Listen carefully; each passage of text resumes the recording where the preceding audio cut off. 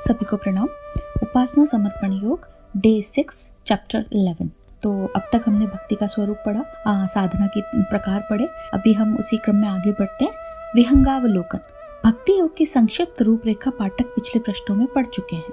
अब उसके क्रियात्मक और व्यवहारिक रूप जानना है। प्राथमिक सीढ़ी ज्ञान योग है। तो हमने देखा है गुरुदेव ने अभी हमको पिछले अभी जितना हमने पढ़ा उसमें भक्ति योग ही बताया कि कैसे भक्ति और श्रद्धा और भक्ति से क्या तात्पर्य है, और उसका अब हमें यहाँ पे क्रियात्मक और व्यवहारिक रूप जानने के लिए हम आगे बढ़ रहे हैं। तो प्राथमिक सीढ़ी तो ज्ञान योग ही है। जब तक ज्ञान योग नहीं मिलेगा हम आगे कुछ नहीं कर सकते। तो प्राथमिक सीढ़ी ज्ञान योग है। ईश्वर, जीव और प्रकृति, ये तीन ही जानने योग्य वस्तु इस संसार में है। इनको जानने के लिए पूरा प्रयत्न करना ही ज्ञान योग है। तो हमें ये भी बता रहे हैं ज्ञान योग है क्या? ईश्वर को जानना, जीव को जानना और प्रकृति को जानना। अगर हमने ये जान लिया तो जानने योग यही है इस संसार में। और जो हम जिसके पीछे भागते रहते हैं वो सब कुछ जानने की जरूरत नहीं है हमें। जो हम जीव इस संसार में ईश्वर के अंश आए हैं तो हमें यही जानना है यहाँ पे, और यही जानने को का पूरा जो हम प्रयास करते हैं वही ज्ञान योग है। सर्वव्यापक, सर्वशक्तिमान, कर्ता, भर्ता, हर्ता प्रभु कौन है, कहाँ है, कैसा है, उसका क्या उद्देश्य है और किस प्रकार उसकी कार्यप्रणाली चलती है, इन प्रश्नों का पूरी गंभीरता और सावधानी के साथ विवेचन करना चाहिए। केवल जनश्रुति के आधार पर नहीं वरन तात्विक मीमांसा के आधार पर विवेक पूर्वक उसका समाधान करना चाहिए। तो हमारे मन में सवाल आते तो हैं कि अरे कहाँ है भगवान, किसने देखा, कौन हमारे को, हम सांस ले रहे हैं बताओ कैसे ले रहे हैं, सांस रुक गई तो प्राण कैसे निकल गए, कौन कैसे हमारे को, कई बार हम कहते हैं कि अरे करने वाला तो ऊपर है, ये सब कौन है, कहाँ है और क्यों है वो, और उसका उद्देश्य क्या है, ये सब जो संसार क्रिया प्रक्रिया चल रही है वो कैसे चल रही है। तो जब तक हम इन सवालों पे चिंतन मनन नहीं करेंगे पूरी तरह से तब तक हम उसका विवेचन नहीं कर सकते। तो हमें बहुत ध्यान से, बहुत विवेक पूर्वक इन चीज़ों का जब हम विवेचन करते हैं तो फिर हम उसका समाधान भी हम जानने की कोशिश करते हैं। जिस सरकार के राज्य में रहते हैं उसका ढांचा और कानून जानने का कि हर आदमी को जरूरत है। जो शक्ति हमें उत्पन्न करती है, अपने शासन में रखती है और अंत में नष्ट कर देती है, उसके संबंध में ज्ञान प्राप्त करना आवश्यक है, जिससे प्रतिकूल आचरण के कारण उत्पन्न होने वाले दुखों से बचकर अनुकूल आचरण का सुख भोग सके। तो होता ना, अगर हमने कभी कोई रूल ब्रेक कर दिया किसी जिस भी स्टेट में हम रहते हैं, चाहे वो ड्राइविंग का कोई रूल हो, डे नाइट का कोई रूल हो, कोई भी हो, हर समाज हर जगह रहने के कुछ नियम होते हैं। तो अगर हमने वो रूल ब्रेक किए तो होता है लेट नाइट में बहुत म्यूजिक चल रहा है तो फाइन लग जाएगा, ट्रैफिक रूल्स ब्रेक किए तो फाइन लगेगा। तो ये सब क्यों इम्पोज किए जाते हैं हम पे, हमको दंड क्यों दिया जाता है? दंड देने के लिए नहीं, उस चीज को जानने के पीछे रूल क्यों बनाए, ताकि हम फॉलो करें। तो हमारे लिए सावधानी है। अगर कोई भी कहीं से भी आएगा, कोई ग्रीन लाइट का रेड लाइट का सिग्नल ना हो तो किसी को भी पता नहीं चलेगा कि टर्न पे रुकना है, हॉर्न देना है, ध्यान देना है, सामने वाले को जगह देना है। इसलिए अगर कोई उसको फिर रूल को वायलेट करता है तो फाइन लगाया जाता है ताकि वो ध्यान रखे। तो ऐसे ही यहाँ पर हमें बता रहे हैं कि फिर हमको जिस शक्ति ने जन्म दिया, जो हमारा जो हमको यहाँ पे जिसने हमें जन्म दिया और जिसी में हम वापस समा जाएंगे इस पंचतत्व के शरीर के बाद, हमें जानना बहुत जरूरी है कि हम कोई ऐसा काम न करें जिससे कि कोई कष्ट हो और हम जो सुख भोगने आए हैं वो हम सुख भोगने के बजाय हमें दुखी होना पड़े। तो दुखों से बचने के लिए, सुखों के अनुकूल आचरण करने के लिए शक्ति को जानने की आवश्यकता है। हमारा अपना अस्तित्व क्या है, आत्मा का स्वरूप क्या है, उसकी प्रवृत्ति किधर हो रही है, मृत्यु के उपरांत क्या होता है, स्वर्ग नरक की व्यवस्था किस प्रकार की है, जीवन किस लिए धारण किया जाता है, मुक्ति क्या है, सुख का स्रोत कहाँ है, आदि प्रश्न आत्मा की जानकारी के संबंध में उठते रहते हैं। इनको समझना और विवेचना करना यही आत्मज्ञान है। तो हम बहुत बार सवाल जवाब तो हमारे मन में बहुत आते रहते हैं। हम आए कैसे हैं, कहाँ जाएंगे, स्वर्ग नरक कैसे पता चलते हैं कि हमें स्वर्ग मिलेगा या नरक। सभी कहते हैं कि अरे जाने के बाद तो मोक्ष मिल जाए। वो हम परिवार परिजनों के लिए कहते हैं ना जो कि वो तो स्वर्गवासी हो गए, हमें क्या पता वो स्वर्गवासी है कि नरकवासी। तो ये सब किसने धारण किया, किसने कहा? और स्वर्ग नरक अगर नहीं है तो मुक्ति कैसे मिल रही है? हम सुखी हैं तो वो कहाँ से, क्या चीज़ है जो हमें सुखी कर रही है? सिर्फ हमारी एक सोच होती है ना जो एक ही परिस्थिति में किसी को सुखी दुखी करती है। तो ये संबंध, ये क्वेश्चन जो बार बार हमारे मन में उठते रहते हैं आत्मा के बारे में, इनको जब हम जानते हैं, समझते हैं, विवेचना करते हैं, यही आत्मज्ञान है। क्योंकि यही सवाल हमें अपने आत्मा के करीब लेके जाते हैं, यही हमारी आत्मोन्नति करते हैं। तो इसी को असली ज्ञान आत्मज्ञान कहते हैं। इसी प्रकार प्रकृति की व्यवस्था समझनी चाहिए। आरोग्य शास्त्र, राजनीति शास्त्र, समाज शास्त्र, अर्थशास्त्र, इतिहास, भूगोल, खगोल, पदार्थ विज्ञान, मनोविज्ञान, यह सब प्रकृति के संसार के रहस्यों की जानकारी के विज्ञान है।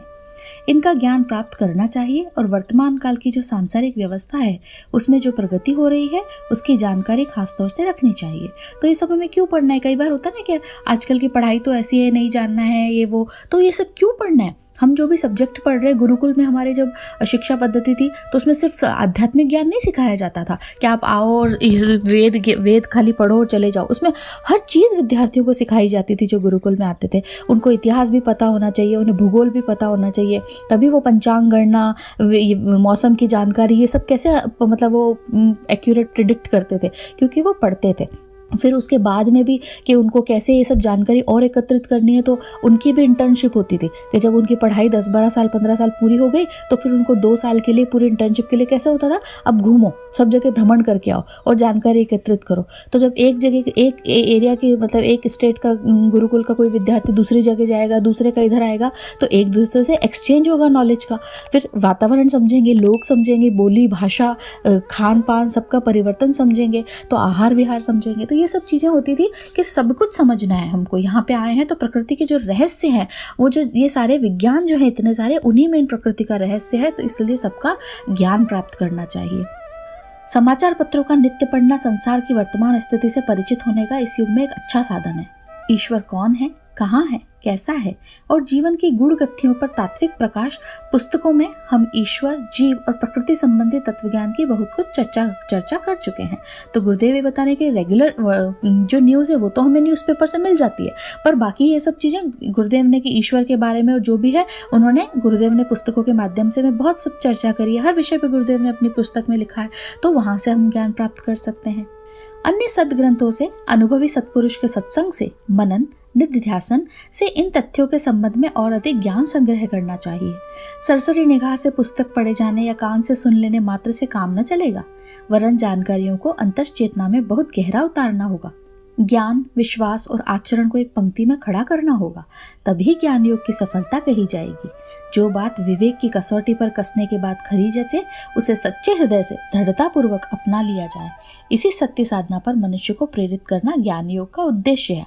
तो यही है कि एक तो हम स्कूल सिलेबस में रट्टा मार के पढ़ लेते हैं, पढ़ना है क्योंकि पास हो जाना है, आगे क्लास में जाना है, पर यहाँ ऐसा नहीं है। जो हम यहाँ ज्ञान है जिसको गहरा हमारी चेतना में उतारने की बात कर रहे हैं, वो खाली हमको सरसरी नज़र से पढ़ लिया, एक रीडिंग लगा ली, कहीं से थोड़ा अधकचरा सुन लिया, उससे काम नहीं होगा, उसको जीवन में उतारना होगा। इसीलिए गुरुदेव हमें जितनी भी बातें कही है वो बहुत प्रैक्टिकल है। कहते हैं ना गुरुदेव की अपना सुधार संसार की सबसे बड़ी सेवा, तो वो अपना सुधार कैसे होगा, युग निर्माण कैसे होगा, जब हम इन ज्ञान को पढ़ेंगे और उनको पढ़ के अपने जीवन में आचरण में उतारेंगे। तो जब हमारे को ज्ञान होगा, उस ज्ञान पे विश्वास होगा और वो हमारे आचरण में जब उतर जाएगा, तभी ज्ञान योग की सफलता है। नहीं तो खाली कोरा ज्ञान प्राप्त तो वही बहुत कुछ कर लेते हैं, पर हम आध्यात्मिक पथ के भी कई लोगों को देखते हैं जिनको ज्ञान अथाह है, इतना अथाह ज्ञान उन्होंने अपने कम समय के जीवन में प्राप्त किया, पर उनके आचरण में नहीं दिखता, वो उसका भी अहंकार हो जाता है। तो वो ज्ञान अगर अहंकार ला रहा है तो वो आचरण में नहीं उतरा है, बौद्धिक स्तर पर है। तो ज्ञान को जीवन में उतारना भी बहुत उतना ही जरूरी है, और जब हम उस ज्ञान पे विश्वास करते हैं, आचरण में उतारते हैं, तभी हम कहेंगे कि हाँ ये ज्ञान योग है। जो बात विवेक की कसौटी पर कसने के बाद खरी जचे, उसे सच्चे हृदय से दृढ़ता पूर्वक अपना लिया जाए, तो मनुष्य का ज्ञान योग का जो उद्देश्य है वो उद्देश्य पूरा हो जाता है। ज्ञान की आधारशिला पर कर्म की प्रवृत्ति होनी चाहिए। आप जो भी काम करें उसके संबंध में पहले पर्याप्त सोच विचार, खोजबीन, तर्क वितर्क, ढूंढ तलाश करनी चाहिए। पहले ज्ञान, पीछे कर्म के क्रम का जहाँ ध्यान रखा जाता है, वहाँ भूल होने की संभावना बहुत कम रहती है।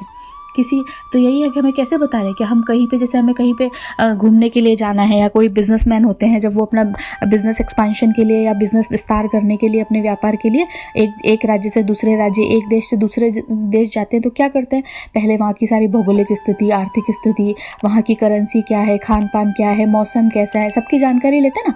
सिर्फ बिजनेस की नहीं लेते, पर उनको वहाँ अपना माल चाहे बेचने जाना है, चाहे कच्चा माल खरीदना है, पर पूरी जानकारी लेते हैं, रास्ते की जानकारी लेते हैं, रास्ते में कौन कौन से मार्ग में कैसा कौन सी करेंसी यूज होगी वो देखते हैं, अपना कितना समय लगेगा, मौसम कैसा बदल सकता है, उस तरह से वस्त्र लेते हैं, तो सारी जानकारी लेते हैं वो लोग। तो ये सब चीज़ें जब है तो यही चीज़ यहाँ पे कि ज्ञान की आधारशिला जो है वो पहले हम कोई भी कर्म करने से पहले हमें ज्ञान होना बहुत ज़रूरी है।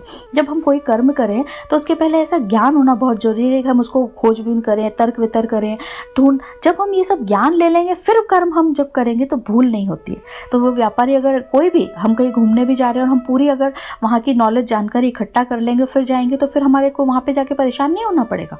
तो ऐसे ही ज्ञान के मामले में है, कर्म के मामले में कि जब हमारा ज्ञान पूरा होगा तो हम जब कर्म करेंगे तो भूल की संभावना नहीं रहती है।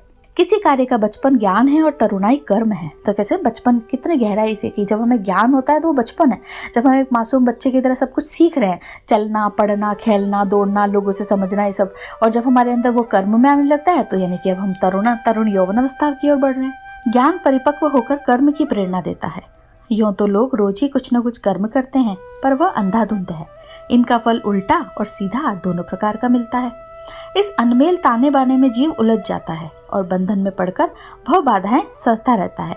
यदि उद्देश्यपूर्वक, विचार और विवेक पूर्वक कर्तव्य भावना से कर्म किया जाए तो यही मामूली कामकाज जिन्हें हर आदमी आमतौर से करता है यज्ञ रूपी हो सकते हैं और गृहस्थी में भी तपोभूमि की साधना की जा सकती है।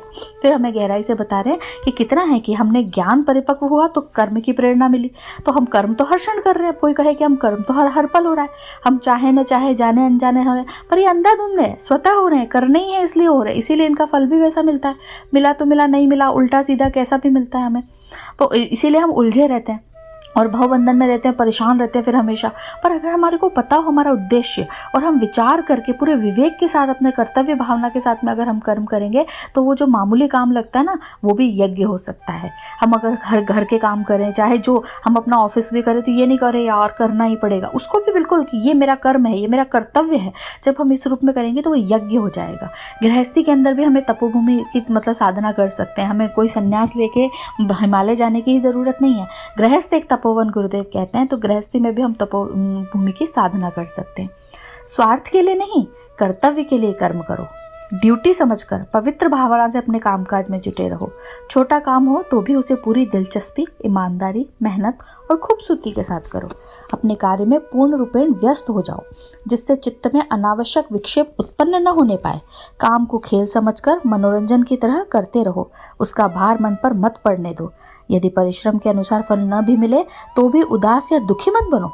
फल की तरह तरह की आशाओं का महल मत बांधो, वरन अपने कर्तव्य पालन के आनंद में हर घड़ी मस्त रहो। यही कर्मयोग का संदेश है। इस संदेश को यदि ठीक तरह से हृदयंगम कर लेने से जीवन अत्यंत ही उत्साह, हर्ष और आनंद से भर जाता है। प्रसन्नता में असाधारण वृद्धि हो जाती है। क्रोध, झुंझलाहट, चिंता, व्यथा, वेदना, शोक, निराशा की दुखदाई इस अग्नियों से अनायास ही छुटकारा मिल जाता है। तो गुरुदेव फिर हमें बता रहे हैं कि हमें जो भी काम करना है वो स्वार्थ नहीं, कर्तव्य की तरह करना है। अगर हम कोई भी कर्म कर्तव्य की तरह करेंगे, पवित्र भावना से करेंगे, तो हमें काम छोटा बड़ा नहीं लगेगा। चाहे जैसा काम हो, पूरी ईमानदारी से, दिलचस्पी से, मेहनत से अगर हम करेंगे, पूरा करने में लगे रहेंगे, पूरा हमारा चित्त उसी में लगा रहेगा, खेल मनोरंजन की तरह करते रहेंगे कि वैसे तो कर्म है, करना है, भार नहीं रखेंगे मन को कि बस क्या फल मिलेगा, होगा नहीं होगा, सुखी दुखी नहीं, और उसमें अटैच नहीं होना है। अगर हम डिटैच होकर के बिना आशा के अगर हम मतलब वो कर्म करेंगे, कर्तव्य पालन करेंगे, तो हमेशा मस्त रहेंगे। यही कर्मयोग है।